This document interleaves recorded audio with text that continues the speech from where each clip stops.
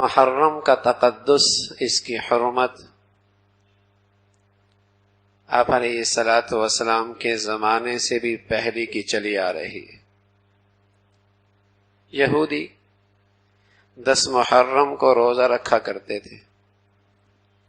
آپ علیہ الصلاۃ والسلام مدینہ تشریف لائے، پتہ چلا کہ یہودی اس دن اس لیے روزہ رکھتے ہیں کہ ان کا نظریہ اور عقیدہ یہ ہے کہ موسیٰ علیہ الصلاۃ والسلام کو فرعون سے اس دن نجات ملی تھی، تو بطور شکر کے اس دن میں روزہ رکھتے تھے۔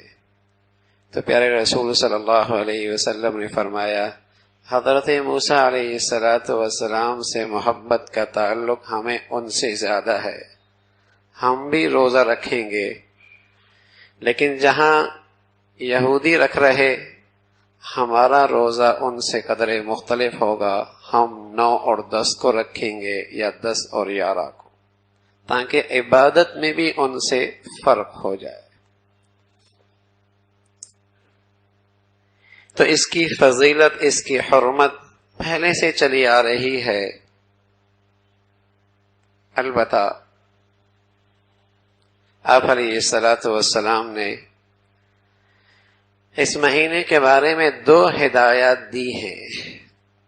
ایک ہدایت تو یہ دی کہ اس دن روزہ رکھا جائے، نہ رکھا تو گناہ کوئی نہیں، رکھ لیا تو ثواب بہت ہے۔